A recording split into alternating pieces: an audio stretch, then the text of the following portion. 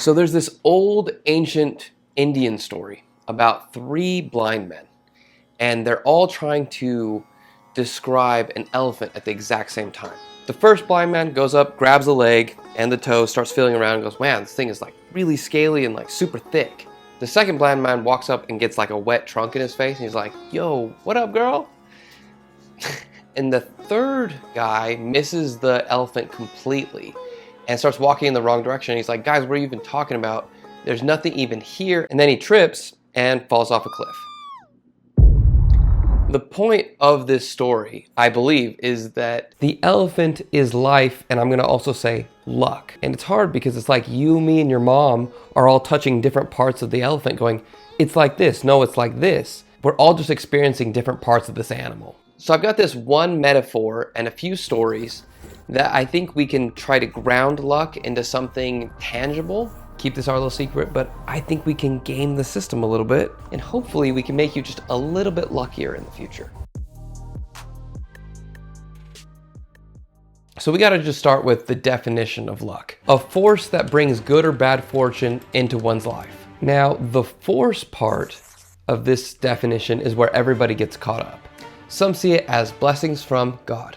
Others see it as retribution or karma for the good or bad things that you've done. Others see it as the alignment of stars or just random chance. But we're gonna hold hands through the screen here and we're gonna kumbaya this thing together and we're gonna call it luck. We're gonna take all those ideas and put them into that one word. That way we're all on the same page. And you can interpret it however you want. Here's the metaphor that I really wanna share with you today. A little thought experiment, if you will. Your life is one massive cosmic vending machine. This machine called life has everything that you've ever wanted. Money, respect, friends, dream job, kittens, health, optimism, puppies, true love, money, jetpacks, a chance to smack your evil ex, a nice car, a boss that actually trusts you, a booty that just won't quit, everything. This machine called life has everything that you've ever wanted. But at the same time, this same box, it also holds every single thing that you would consider bad luck.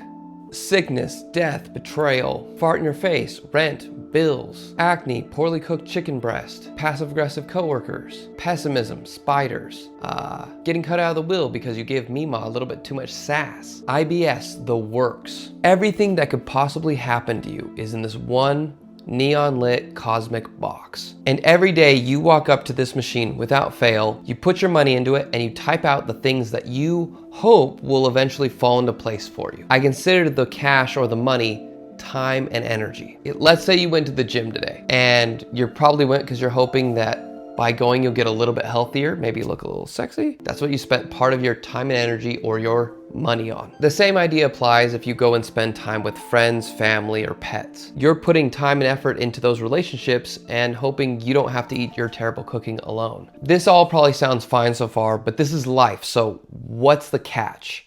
Or what I would call the exception. The exception is that the vending machine doesn't have to listen to you.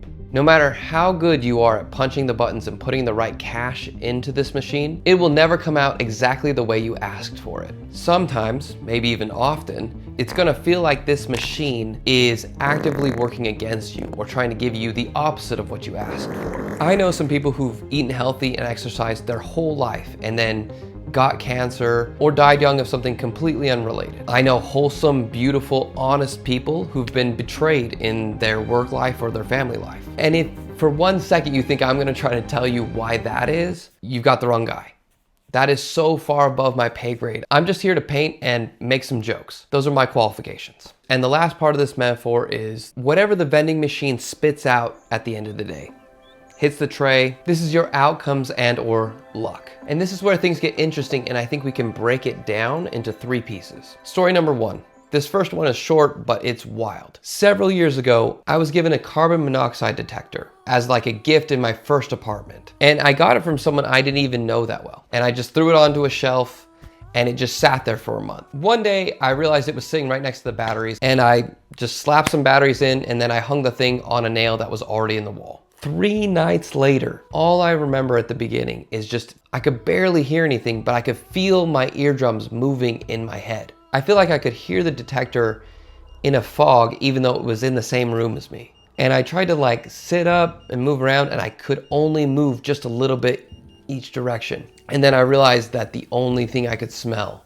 was gas. So I calmed down enough and was able to flop my body onto the floor, reach up and open a window and start getting some fresh air into the room. Turns out one of our roommates left our gas stovetop running on low accidentally, and it filled up our entire apartment. And that little detector pulled me out of my sleep and saved my life. I was literally millimeters from death, all because the cosmic vending machine decided to spit out this little device to someone I didn't even know, and they decided to give it to me. And I almost didn't use it, which freaks me out when I think about it too long. Now again, I'm gonna show you the list of things that are luck. You can interpret this however you want, but I felt like the luckiest person on the planet that day. So the first and most frustrating part about luck is a seemingly random element to it. If you wanna believe it was the universe, or if it's just random chance, it's really up to you to decide, but there's a part of it that has nothing to do with you or me. I don't really want to focus anymore on this part because it is out of our control as far as I can tell. But the other two pieces I feel like are really in our control. So let's get to that. So in this metaphor, like I mentioned before, I really want us to see the cash and the buttons that we press as our time and our energy. To use the gym again as an easy example, if you spend time in the gym working out and you're eating healthy, you're typing in the combination of, I want health, please. And for some of us, we're shaking it saying, I want abs too.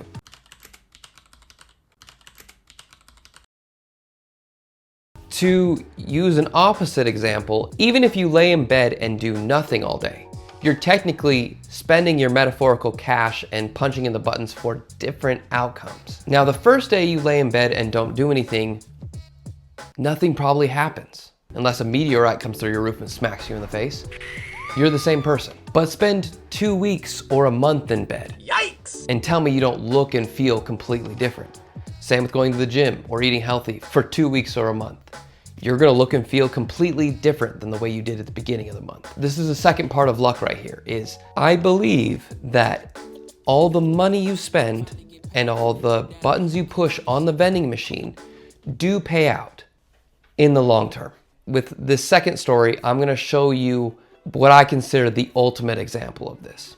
So if I say the word painter, who comes to mind? There's a couple different options that I think are pretty obvious. Frida Kahlo, Dali, O'Keeffe, Monet. These are some names that might have shot across your mind as I asked you that. If I had to guess what the majority of the world thinks when they hear the word painter, it's usually Van Gogh or Picasso.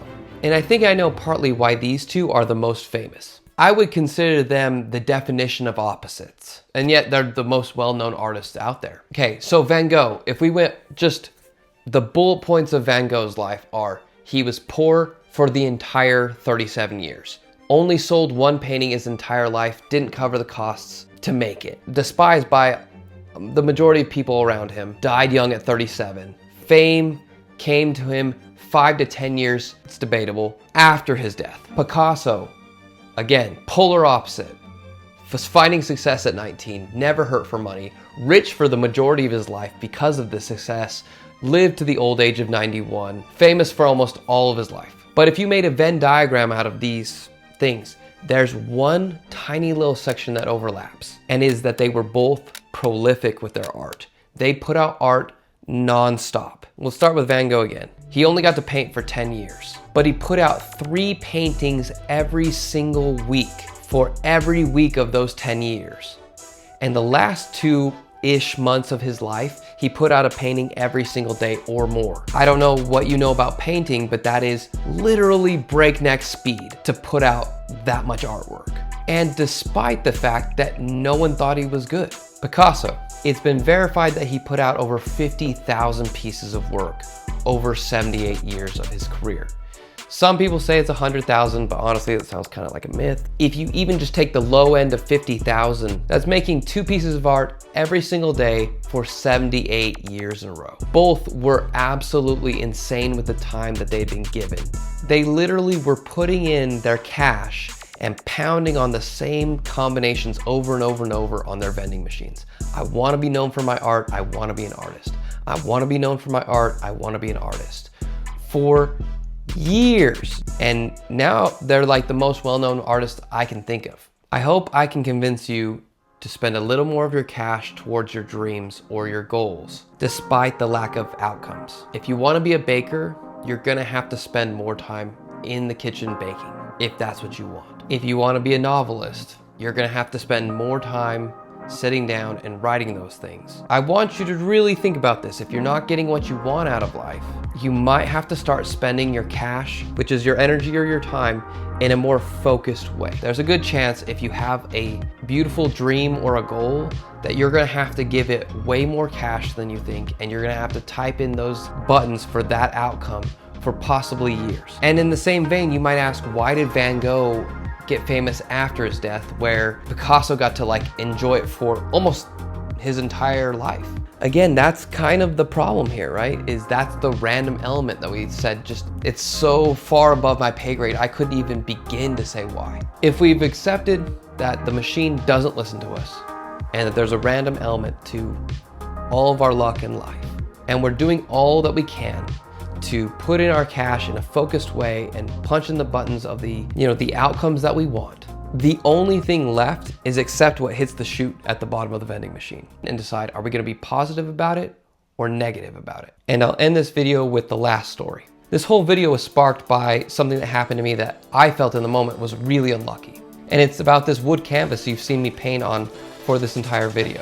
A few months back, I primed the canvas, I painted the background, I sketched on the design, and then I had other clients and holidays hit me like a freight train, and I had to put it away for a few months. So I stored it in my storage room in my studio, which is a air-conditioned, dry, room temperature, perfect place to store canvases. And when I pulled it out, 2 corners were completely warped. It, to me, was completely unusable at that moment. Felt like I had wasted an expensive canvas and several hours of work to get it ready to paint. Initially, I felt some rage burn inside of me, and I just wanted to take it out and smash it apart. I was so angry that it was ruined. But I am a reformed pessimist turned into an optimistic pessimist. So, as much as it would have felt so good to destroy in the moment, I just sat down and took a minute to think about what did I actually want to do with it. And I started to think, did I screw up? I honestly can't see how this happened. A quick YouTube search later, and turns out you have to paint not just the front side, but the back side of the canvas. If you only paint the wood and the moisture on one side, it'll start to push and bend. I promise we're still talking about canvases here, until it's completely warped. I had no idea about this. And then I stepped back and thought about it some more, and I was like, you know what? This painting is for my kitchen. My family's not gonna care if it's a little warped. And then I realized, this is a great opportunity, one way or the other, to figure out if I could fix this. So I painted the back side and put some dumbbells on it, and I got rid of probably about 78% of the warping, which I'm gonna call a win. And here's the craziest part about how I lucked out, is that I just spent what I consider a huge chunk of cash buying 15 more of these giant wood canvases. I'm doing a solo show in the summer, and my initial plan for these 15 canvases was to go out and paint them all on the same day outside, no big deal.